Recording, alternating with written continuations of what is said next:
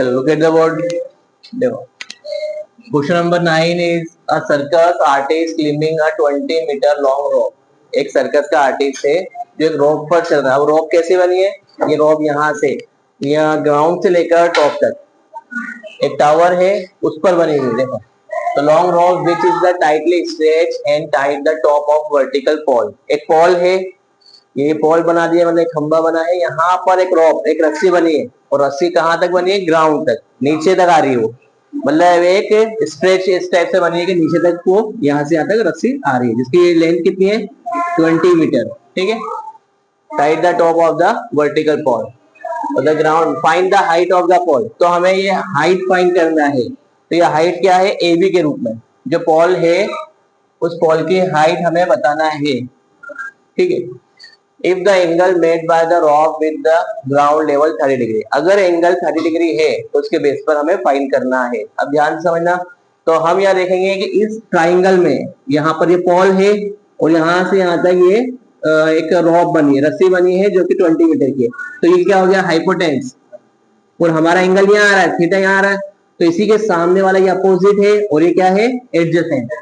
तो यहाँ पर कंडीशन ये है कि हमें फाइंड क्या करना है? फाइंड क्या करना है? अपोजिट, अपोजिट वाली वैल्यू हमें फाइंड करना है। हाइट ऑफ पॉल है ना, find the height of the pole. तो ये वाली वैल्यू फाइंड करना है। अब इसमें दो चीजें क्या लेंगे हम? एक तो हाइपोटेंस ले लेंगे और अपोजिट। तो अपोजिट और हाइपोटेंस, इससे कौन सा रेशो बनता है? अब आपको देखना है कि अपोजिट और हाइपोटेंस से क्या बनेगा। सबसे पहले गिवन शो कर दो। आपके पास रेशो लिखे हैं पहले से, गिवन और theta is equal to 30 degree, और एक चीज और क्या गिवन है? AC, जो कि क्या है? हाइपोटेंस। AC कितना है? 20 मीटर है ना। ये दो चीजें बताई है हमें।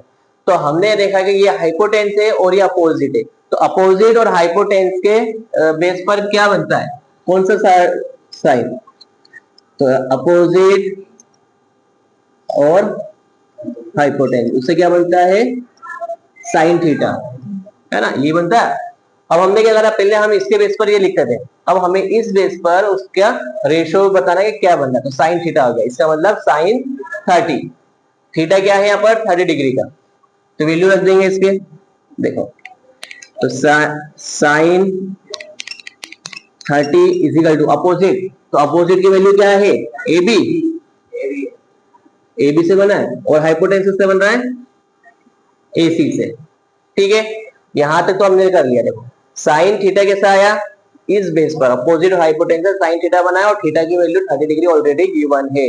फिर साइन 30, अब ये भी एक्चुअल में एक वैल्यू रखता है। अगर हम साइन 30 को चेक करें इसके टेबल में, तो उसकी जो वैल्यू होती है 1/2 होती है।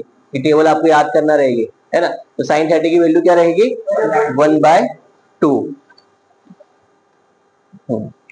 ठीक है, तो इस साइन 30 को रिप्लेस कर दिया हमने इसके एक्चुअल वैल्यू से 1/2 से।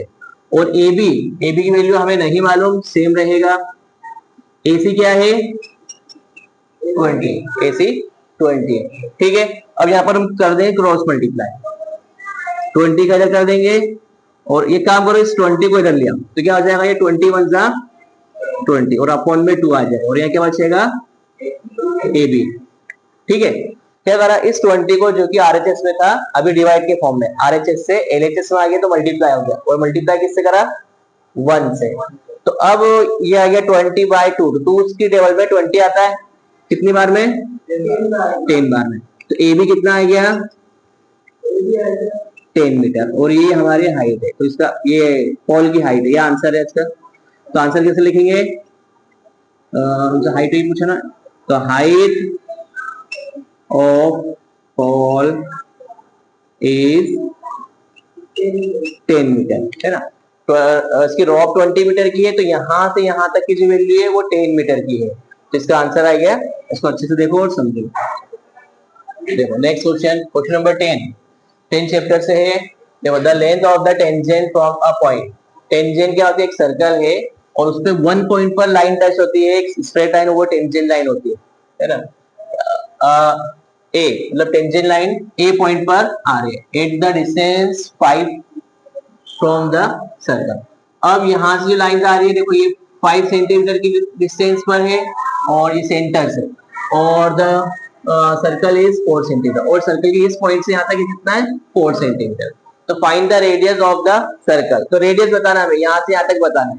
तो हम ये देखेंगे कि इस सर्कल में ये वाला हिस्सा रेडियस है, लेकिन ट्राइंगल के बेस पर ये क्या है, परपेंडिकुलर। ये हाइपोटेन्यूस है, ये परपेंडिकुलर है और ये बेस है। अब अगर ये राइट एंगल ट्राइंगल बन रहा है तो इस पे हम पाइथागोरस थ्योरम यूज कर सकते हैं, उसके अकॉर्डिंग हम सॉल्व कर लेंगे। तो सॉल्व करते हैं। देखो सबसे पहले गिवन शो कर दो, गिवन। तो यहाँ पर इस पॉइंट को हमने ओ दिया है, ये क्वेश्चन में ही है ना, और यहाँ से ए, ये पॉइंट ए, बी और ओ।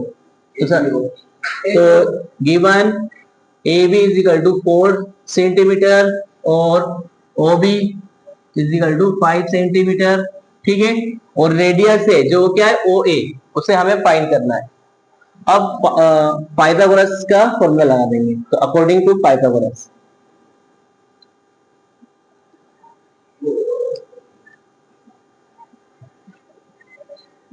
अकॉर्डिंग टू पाइथागोरस थ्योरम भी लिख सकते हैं। तो उसका फॉर्मूला क्या है, hypotenuse square equal perpendicular square plus base square, ठीक है, ये फॉर्मूला रहेगा। तो हाइपोटेन्यूस स्क्वायर, हाइपोटेन्यूस क्या है यहाँ से ओबी, ये लिख दिया हमने ओबी स्क्वायर, परपेंडिकुलर ये ओ ए स्क्वायर, और बेस, बेस क्या है ए बी, ये चीज का ध्यान रखना है, ए बी स्क्वायर। अब इनके पॉइंट्स की वैल्यू भी रखेंगे। तो ओ बी कितना है, कितना दिख रहा है ओ बी, देखो इसमें 5, तो 5 का स्क्वायर हो गया।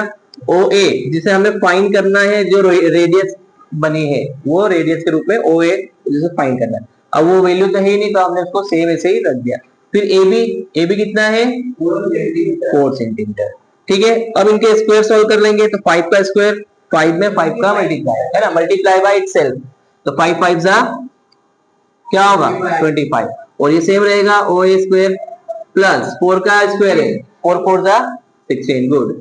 तो ये वैल्यू आ गई। अब हमें फाइंड करना है ओ ए स्क्वायर, ओ ए की वैल्यू फाइंड करना है। तो हम क्या करेंगे 16 को आरएचएस से इधर ले आएंगे, है ना। अभी प्लस में इधर आएगा तो माइनस है, तो वैल्यू किस टाइप से हो जाएगी, देखो 25 तो ये रहेगा minus 16 equal O A square, ठीक है।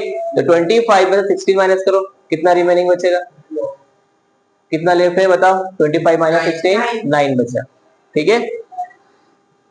तो 9 is equal to O A square. लेकिन देखो फाइंड करना था ओ ए, लेकिन हमें यहाँ पर स्क्वायर भी मिल रहा था। अब स्क्वायर को भी इधर पहुंचा देंगे। तो स्क्वायर का अपोजिट होता है स्क्वायर रूट, ये स्क्वायर रूट बन गया, और किस पर लग गया 9 पर, और यहाँ बचेगा ओ ए। इस स्क्वायर को आरएचएस से एलएचएस में ले आए, यहाँ स्क्वायर के फॉर्म में था, यहाँ स्क्वायर रूट बन गया, है ना। जैसे प्लस का था तो माइनस आ गया, वैसे स्क्वायर का अपोजिट स्क्वायर रूट होता है।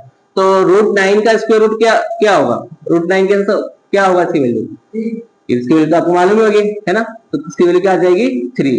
डायरेक्टली क्या लिख दिया, ओ ए इज इक्वल टू 3 सेंटीमीटर। तो ये वैल्यू ओ ए क्या है, हमारी रेडियस है। तो ऐसे लिखे ना आंसर, रेडियस इज 3 सेंटीमीटर, ठीक है। बहुत इजी क्वेश्चन है, समझ लो। कौन सा, देखो ये पॉइंट कैसे रखे, है ना। ये फॉर्मूला तो फिक्स रहेगा। देखो hypotenuse square equal perpendicular square plus base square, ये तो आपको याद ही करना है। ये पाइथागोरस का फॉर्मूला है, तुमने 7 से ही पढ़ते आ रहे हो। तो hypotenuse square plus equal perpendicular square plus base square. फिर उसके बाद उसी के पॉइंट्स को ले लिया हमने।